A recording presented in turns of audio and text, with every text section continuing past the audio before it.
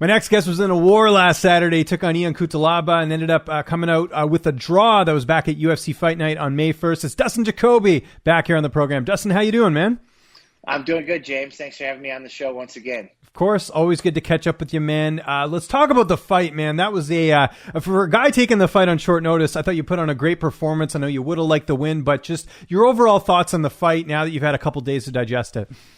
Yeah, thanks, man. Like you said, it was a short notice fight. I truly believe I could have, done a little bit more if I was a little more prepared. But again, I thought I did well. I thought it was a great fight for the fans. Obviously, Cutelaba came out strong in round one and did what I expected. I figured he was going to try to shoot in on me.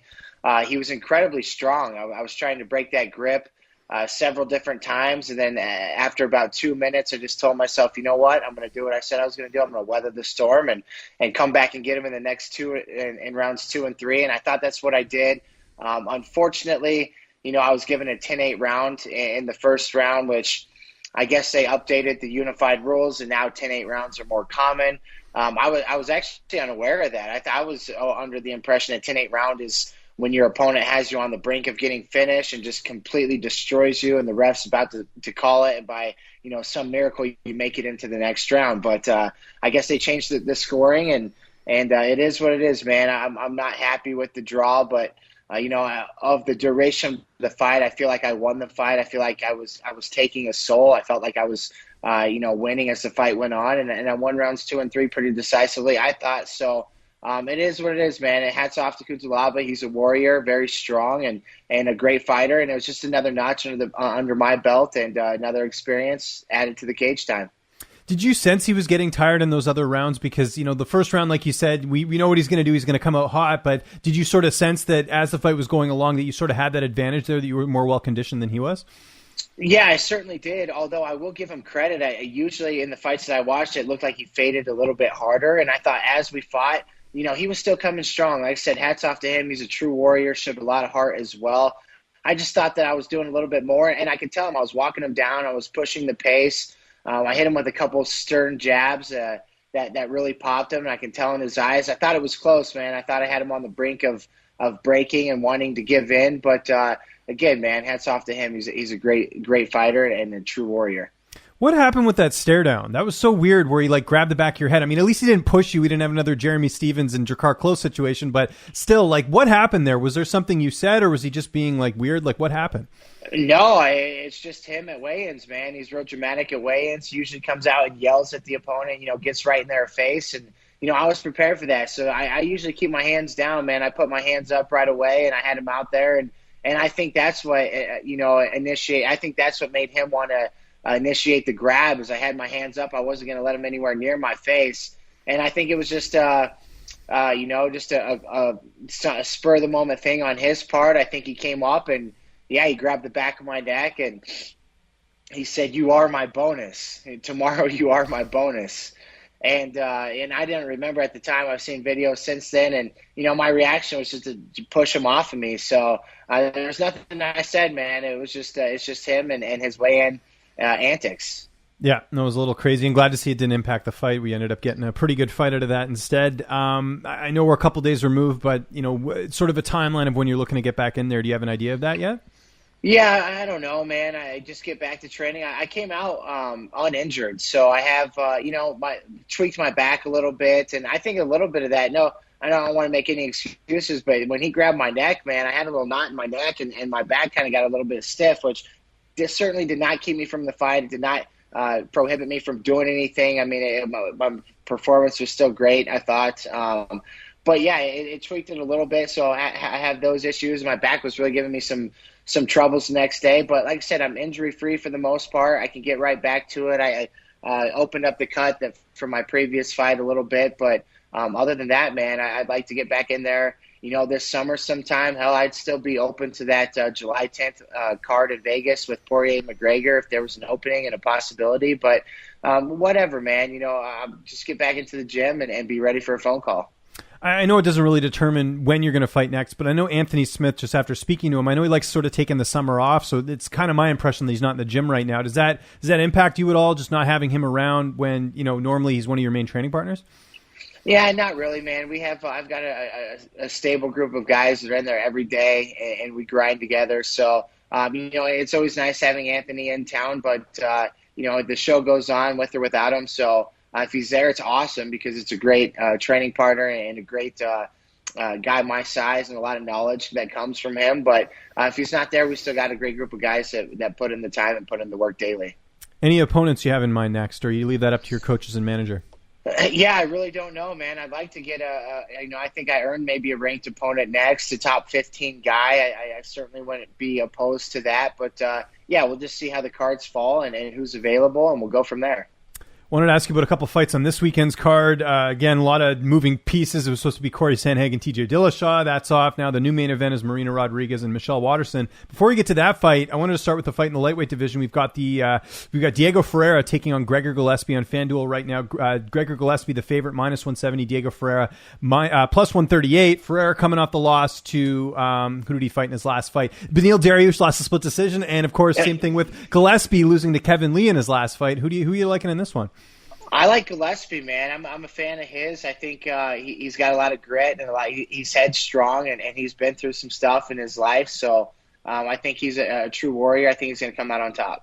Yeah, I think it's interesting. We'll obviously know within the first couple of exchanges if Gillespie can get that takedown. He's one of the best grapplers and wrestlers in that division. But Diego Ferreira trains at Fortis. I mean, they got a lot of good wrestlers there. So we'll see if that's anything to note early on in that fight. The other fight that's going to be great, Neal Magny, Geoff Neal, the battle of the Neals, right? Neal Magny, the underdog, +152. Geoff Neal, -188. A pair of fighters coming off losses. Magny losing to Michael Chiesa and Geoff Neal losing to Stephen Wonderboy Thompson. Who are you liking in that fight? I think I'm going to have to go with my boy Neal Magny, man. I think he's going to be much longer, and he uses his range very well.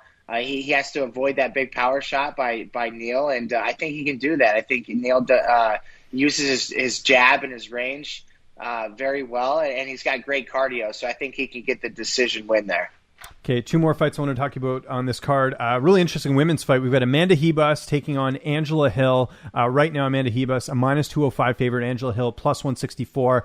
Who are you liking in this one? Because Ribas, of course, coming off her first UFC loss to Marina Rodriguez, who we'll talk about a little bit later. And Angela Hill's kind of on a winning streak, right? Hasn't she won a few in a row now? Yeah, it's kind of like win, lose, but she's always in close fights, right? Like either she wins a close split decision or she loses one, right? She beat Ashley Yoder in her last fight. Okay, yeah, that's right. Yeah, I think I'm going to take Angela Hill, man. I remember that Yoder fight. I became even a bigger fan after that, and she's pretty funny too, man. But like you said, she's always in close fights. She always finds a way to be right there at the end. I think I'm going to take the underdog in Hill. And then last one, they just confirmed it like an hour ago, which is crazy. Like, this fight's on Saturday. Marina Rodriguez, Michelle Waterson. Marina Rodriguez, -188. Michelle Waterson, +152. Now, interesting thing about this fight, Dustin, it's at flyweight. So Waterson, I don't think, has ever fought at flyweight. She could probably fight at atomweight. And Marina Rodriguez, obviously she's fought at strawweight as well, but I think was more suited for the flyweight division. So with all that said, who do you think takes it? I like the underdog in that one as well. I think I've just seen more of Waterson's fights. I like Waterson in that matchup. Yeah, I think it'll be close. I tend to think Rodriguez might be able to prevail with her size and strength, but you never know. Waterson's if you look at her resume, she's fought everyone, right? So that's one thing Marina hasn't done. She's got a couple good wins, but none like what Waterson's had in terms of level of opposition. Hey, with you saying that, James, I'm even more convinced. There you go. Throw some money on it. Before we go, I got to ask: any golfing plans this week? Anything lined up?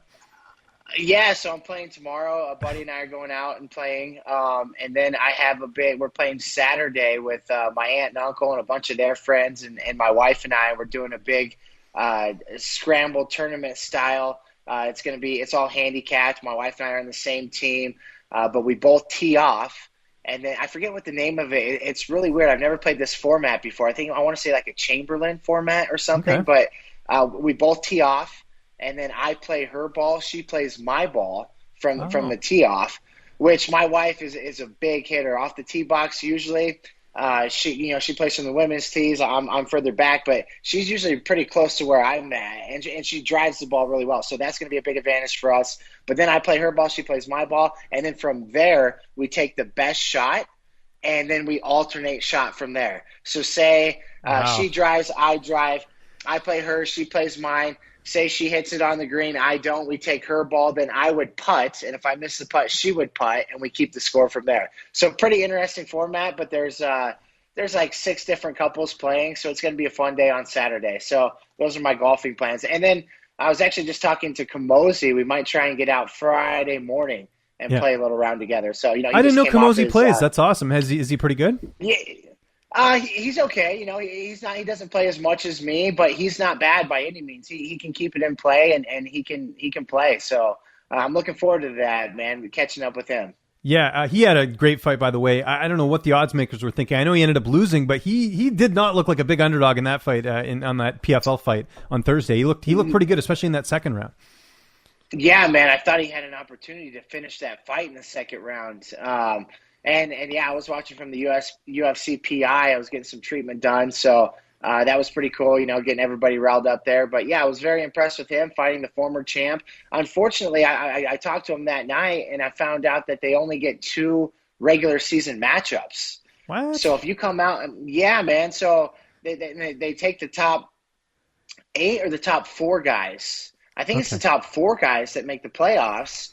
Mm-hmm. And only off of 2 matches. So when you lose your first match like that, you got to come out and hope for a first-round victory, your next one to get 6 points, and then, hope that's enough to get in. But, heck, it's a tournament style, so you never know, man. The guys miss weight. They take guys who have lost or been knocked out. So hopefully he gets his chance to redeem himself. And I thought he fought a great fight against a former champion. Yeah, no, I agree with that. You just piqued my interest, though, about the golfing thing. Like, I guess are you going to drink during this golfing tournament? Because I'd forget the rules with everything you just described there. It seems very complicated.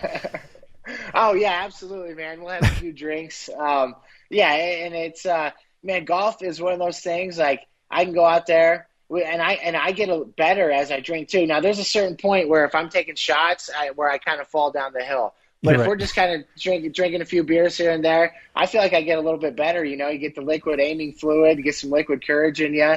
And then golf is one of those things, man. I go out there, I can play all 18 holes. I remember every shot I took. I remember every hole I took. I remember the 3 other people playing with me. I remember every shot they had, what they scored. So, yeah, it's just a unique thing of mine. I just get really into it and dialed in. So, yeah, we won't be forgetting the rules. I'll be all over it. Dustin, thanks so much for doing this, man. Excited to see you back in the cage. Go enjoy that golf time. In the meantime, if you got anyone you want to thank, any sponsors, any social media, I'll give you the last word. Yeah, man, I just want to thank my team at Factory X, my coach, Mark Montoya. I love those guys. And, I had Alex Hernandez, Cody Brundage in my corner, 2 of my best buddies on the team. And I just feel really good competing with them. My Landau Performance, where we do strength conditioning here in Denver, could not, be in the condition I am without those guys. And, of course, my agency and Iridium Sports Agency, big thanks to those guys. Very thankful that I found them in my career, and they do a lot for me, and I'm grateful for them. So, yeah, man, just my team, my family and friends and fans from all over the world, and very, excited to put on a show for them and disappointed about the outcome, but, looking to get it next time.